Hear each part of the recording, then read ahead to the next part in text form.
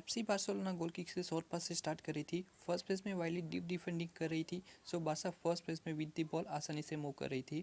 Open play में violet 4-4-1-1 formation में defend कर रही थी। वाइलिट का फ्रंटमैन सेंट्रल था और वो बादशाह के सेंटर बैक्स के सामने 2 वर्सेस 1 डाउन था। फ्रंटमैन के 2v1 होने से बादशाह के सेंटर बैक्स आसानी से विद द बॉल मूव कर रहे थे। बारसा इस्तेमाल कर रही थी सोल पीरियड और वो अंडर प्रेशर हो रहा था सेंटर मिडफील्डर से, और बारसा सेंट्रली गेम बिल्ड नहीं कर पा रही थी। बारसा के सेंटर बैक का विद द बॉल प्रोग्रेशन रोकने के लिए वाइलिट का लेफ्ट वाइड मिडफील्डर रेडी था बारसा के सेंटर बैक को प्रेस करने के लिए। लेफ्ट वाइड मिडफील्डर के फ्रंटमैन के साथ ज्वाइन होने की वजह से वाइलिट बारसा के सेंटर बैक्स के सामने 2 वर्सेस 2 सिचुएशन बना रही थी। वाइलिट के लेफ्ट वाइड मिडफील्डर के हाई प्रेस करने की वजह से वाइलिट के लेफ्ट हैंड साइड अनबैलेंस हो रही थी।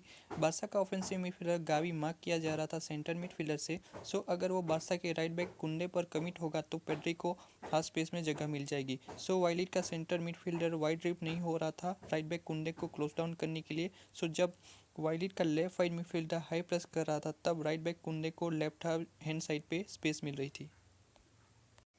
अब वाइलिट का left wide midfielder out of position था, सो बारसा को लेफ्ट हैंड साइड पर नंबर एडवांटेज था।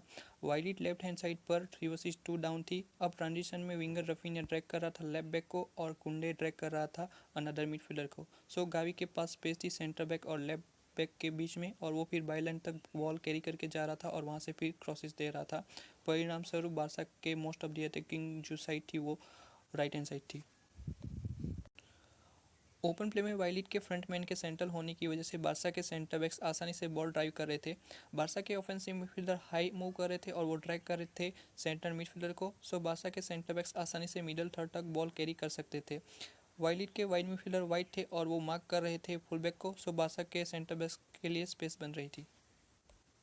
फाइनल थर्ड में बार्सिलोना का अलग मैकेनिज्म था। फाइनल थर्ड में बारसा का राइट विंगर रफीनिया फ्लैंक पर वाइड था और left winger half space zone में था, और जो बारसा का राइट बैक की पोजीशन थी वो डीप थी और लेफ्ट बैक की पोजीशन वाइड थी। So in this way Barca were attack with front six. Barca के दोनों ऑफेंसिव मिडफील्डर हाफ स्पेस में मूव कर रहे थे और वो ड्रैग कर रहे थे सेंटर मिडफील्डर को। सो वाइलिट के दो सेंटर मिडफील्डर बैक लाइन को ज्वाइन करने की वजह से वाइलिट बैक सिक्स के साथ डिफेंड कर रही थी।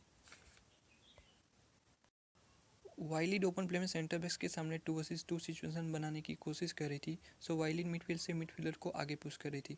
बारसा के ऑफेंसिव मिडफील्डर नैरो ड्रिफ्ट हो रहे थे और लेवेंडोव्स्की मिडफील्ड में ड्रॉप इन कर रहा था। क्योंकि वाइलिट के वाइड मिडफील्डर बहुत ज़्यादा वाइड थे, सो बार्सिलोना सेंट्रली 3 वर्सेस 2 या फिर 3 वर्सेस 1 सिचुएशन बना रही थी। और जब ट्रांजिशन होता था तब गावी रेडी था थर्ड मैन रन निकालने के लिए और वो ट्रैक कर रहा था लेफ्ट बैक को, सो बारसा का राइट विंगर फ्री था फ्लैंक पर। फाइनल थर्ड में बारसा का ऑफेंसिव मिडफील्डर और विंगर हाफ स्पेस में ऑपरेट कर रहे थे। विंगर और मिडफील्डर के हाफ स्पेस में ऑपरेट करने की वजह से वाइलिट फोर्स हो रही थी नैरो डिफेंडिंग करने पर।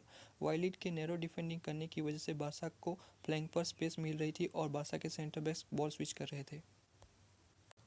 वाइलिट फर्स्ट फेज में ट्रेडिशनली बैक फोर में गेम बिल्ड कर रही थी। वाइलिट के centre backs deep wide split थे और फुल बैक्स वाइड रहकर विद प्रोवाइड कर रहे थे। वाइलिट इस्तेमाल कर रही थी सोल पिवट और वो कवर किया जा रहा था पेड्री से, सो वाइलिट फोर्स हो रही थी वाइड से गेम बिल्ड करने पर। जैसे ही फुलबैक के पास बॉल होती थी विंगर फुलबैक को और बुस्केट्स सेंटर मिडफील्डर को प्रेस कर रहे थे, सो फुलबैक के पास पासिंग ऑप्शन ना होने की वजह से फुलबैक लॉन्ग बॉल अटेम्प्ट कर रहा था।